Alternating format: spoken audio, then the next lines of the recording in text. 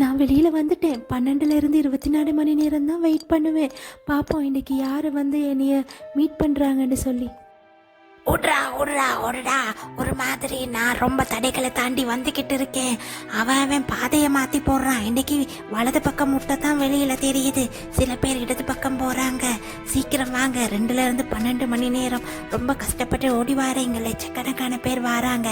இவன் முன்னுக்கு போகிறான்றது இல்லை. இவன் தரமானவனோ அவனை தான் இந்த முட்டை தேர்ந்தெடுக்கும்.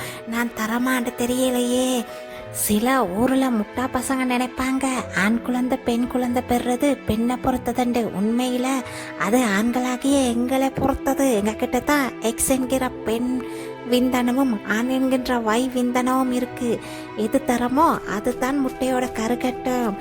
ஸ்பீடாக போய் வேலையில் தரமானதாக இருக்கணும். இனியாவது திருந்துங்கடா. பெண்ணுக்கும் அதுக்கும் சம்பந்தம் இல்லை. அதுவும் உங்களை சார்ந்தது. என்னத்தான் ஆணணுக்கள் நாங்கள் வேகமாக ஓடினாலும் பெண்ணணுக்கள் மெதுவாக வந்தாலும் அது தரமாக இருந்தால் கருமுட்டை அதைத்தான் தேர்ந்தெடுக்கும். ஆகவே நாங்கள் ஸ்பீடாக ஓடியும் வேற இல்லை. தரம் இல்லாட்டி பாப்பா முட்டை யாரை செலக்ட் பண்ணுதுண்டு யார் தரமண்டு அதுக்கு தான் தெரியும். ஆஹா, நாங்கள் தான் ஹார்மோன்கள். வாங்க நம்முடைய வேலையை இப்போ துவங்கலாம். வாங்க முட்டை இதை செலக்ட் பண்ணுதுன்னு சொல்லி பார்ப்போம்.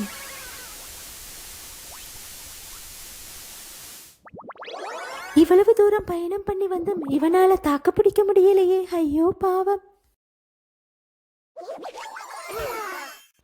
கோடிக்கணக்கானவற்றிலே இதுதான் மிகவும் தரமானது. இதோடு தான் இனி கருக்கட்டல் வயிற்றுக்குள் ஆரம்பமாகும்.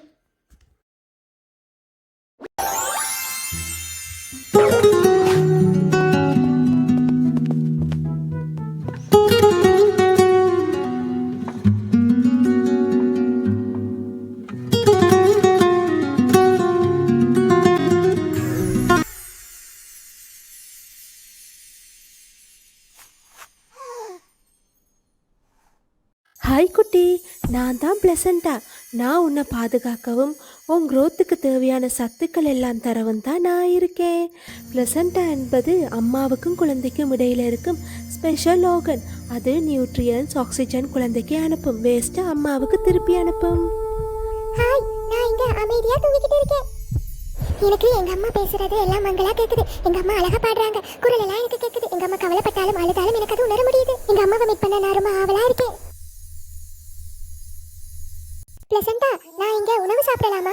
குட்டி, நீ கர்ப்பப்பையில் உணவு வாயால் சாப்பிட மாட்ட. உன்னை குரோத்துக்கு தேவையான சத்துக்கள் எல்லாம் தொப்புள் கொடி வாயிலாகத்தான் வரும். கர்ப்பப்பையில் குழந்தை உணவை வாயால் சாப்பிட்றதில்ல.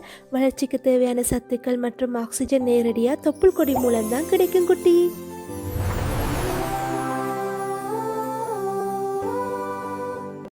நான் ஹெல்த்தி ஃபுட்டை மட்டும்தான் பேபிக்கு அனுப்புவேன். ஜங்க் ஃபுட் வராமலே நான் சேஃபாக இருக்கலாம். பிளசண்டா மூலம் விட்டமின்ஸ் மினரல்ஸ் ஆக்சிஜன் பேபிக்கு அனுப்பப்படுது. அதனால healthy growth. Wow, thank you பிளசண்டா. இதுதான் நல்ல சத்து. வாங்க இந்த பக்கம் போய் குழந்தையை அட்டாக் பண்ணலாம். ஸ்டாப். எல்லா கிருமிகளும் இங்கே வர முடியாது. நான் ஃபில்டர் மாதிரி வேலை செய்வேன்.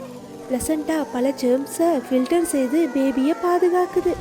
Thank you பிளசண்டா. பிளசண்டா, எனக்கு பீ மற்றும் புப் வந்தா நான் இதுக்குள்ளேயே இருக்கலாமா பிளசண்டா? இல்லை குட்டி, உனக்கு பூப் இப்போவே வராது. உன்னுடைய முதல் பூப் வந்து நீ வெளியே போனதுக்கு பிறகு தான் வரும். ஆனால் உனக்கு யூரின் இதுக்குள்ளேயே இருக்கலாம். அது வந்து அம்னியாடிக் திரவத்தோடு அது மிக்ஸ் ஆகும். அந்த ஃப்ளூட்டை பேபி நீ மீண்டும் ஸ்வலோ பண்ணும். இது ஒரு நார்மல் ப்ராசஸ் தான். குழந்தை ஆரம்ப காலத்தில் தாயோட உடல்ல இருந்து வரும் நீரால் தான் சூழப்பட்டிருக்கும். ஆனால் குழந்தை வளர வர்ற அந்த பனிக்குடத்திர திரவத்தோட பெரும்பகுதி குழந்தையின் சிறுநீரால தான் உருவாகுது. குழந்தை தொடர்ந்து இந்த திரவத்தை வாயால் விளங்கும். இது 2 முக்கியமான விஷயங்களுக்கு உதவும். ஒன்று செரிமான மண்டலத்துக்கும், மற்றது நுரையீரல் வளர்ச்சிக்கும் இது உதவும். வாவ் பிளசண்டா, சூப்பரா இருக்கு உங்க எக்ஸ்பிளனேஷன். அது என்னோட கடமை குட்டி. சரி குட்டி, நீ இப்போ நல்ல பெரியவன் ஆகிட்ட. அம்மாவை சந்திக்கிற நேரம் வந்துடுச்சு. அப்படியா? நான் அம்மாவை சந்திக்க போறேனா பிளசண்டா? ஆமா குட்டி, இன்னும் கொஞ்ச நேரத்துல டாக்டர் உன்னை வெளியில கொண்டு வந்துருவாரு. நீ சேஃபா போயிட்டு வா குட்டி. பாய் பிளசண்டா. அம்மா, நான் வந்துட்டேன். கர்ப்ப காலத்தில் நீங்கள் எடுத்துக்கொள்ளுகிற சாஃப்ட் ட்ரிங்க்ஸில் அதிகப்படியான சர்க்கரை இருக்குது. இதனால் நீரிழிவு வருவதற்கு அதிகமான வாய்ப்பு இருக்குது. அது மட்டும் இல்லை, இந்த குளிர்பானங்களில் கெஃபைன் இருக்குது. இதனால் குழந்தையின் எடையும் குறையலாம்.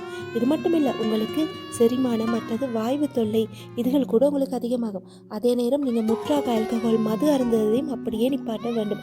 இது ஆரம்ப காலகட்டத்தில் மது அருந்துவது கருச்சிதைவை ஏற்படுத்த வழிவகுக்கும். அது மட்டும் இல்லை, இது குழந்தைக்கு வாழ்நாள் முழுவதும் உடல் மற்றும் மன ரீதியான குறைபாடுகளை ஏற்படுத்தலாம். அது மட்டும் இல்லை, காரமான உணவுகள் நீங்கள் சாப்பிடும்போது குழந்தைகளை நேரடியாக பாதிக்காட்டியும் மறைமுகமான பாதிப்புகள் காணப்படும். அது மட்டும் இல்லை, தாய்க்கு அசௌகரியத்தையும் ஏற்படுத்தும். அதனால நெஞ்செரிச்சல் அஜீரணம் உண்டாகும். இதனால இவற்றை நீங்கள் முற்றாக தவிர்ப்பது உங்களுடைய கர்ப்ப காலத்தில் மிகவும் முக்கியம். இந்த மாதிரி மரக்கறி வகைகளும் அதே நேரம் வீட்டில் தயாரிக்கிற இயற்கையான பான வகைகளையும் நீங்கள் சாப்பிட்றதுனால உங்கள் குழந்தைக்கு ஆரோக்கியமான எதிர்காலமும் ஆரோக்கியமான வளர்ச்சியும் காணப்படும்.